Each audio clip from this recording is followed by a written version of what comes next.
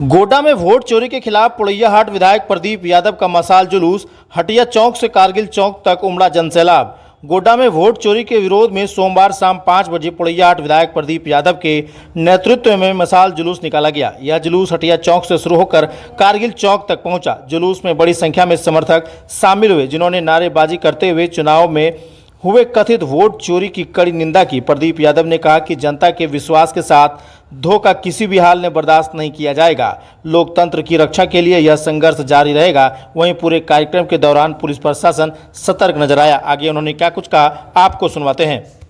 हम सबों ने भी आजादी के 78 वर्ष पूरे किए हैं और 78 वर्ष के बाद जिस प्रकार से भारतीय जनता पार्टी की सरकार ने मोदी जी के नेतृत्व में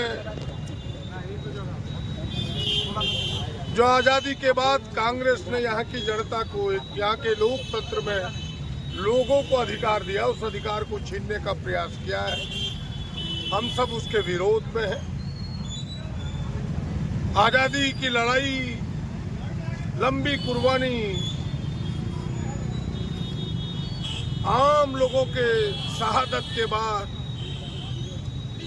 हमारे स्वतंत्रता सेनानी के त्याग, तपस्या, बलिदान के बाद कांग्रेस पार्टी के नेतृत्व में लड़ी गई आजादी की लड़ाई और हमें देश का संविधान मिला। संविधान ने हमें अपना वोट देने का अधिकार दिया कि भाई एक एक व्यक्ति को अधिकार है।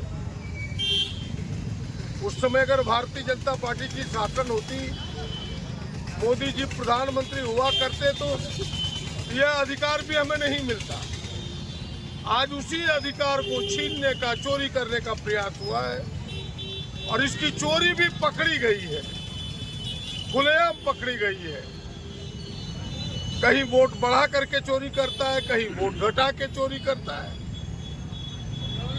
महाराष्ट्र में चोरी पकड़ी गई कि भाई महाराष्ट्र के जो चुनाव हुए, 2019 के चुनाव, लोकसभा के 2024 के वोटों का अंतर आया मात्र 34 लाख बढ़ोतरी का और 5 महीने में 39 लाख वोटर विधानसभा में बढ़ गया।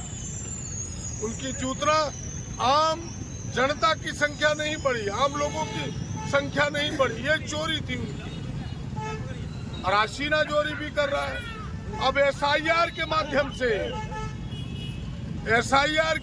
से फिर से एक बार हेरा फेरी करने का प्रयास कर रही है, डकैती करने का प्रयास कर रही है। आज हमारे राहुल जी ने उस संघर्ष का नेतृत्व अपने हाथ में लिया है।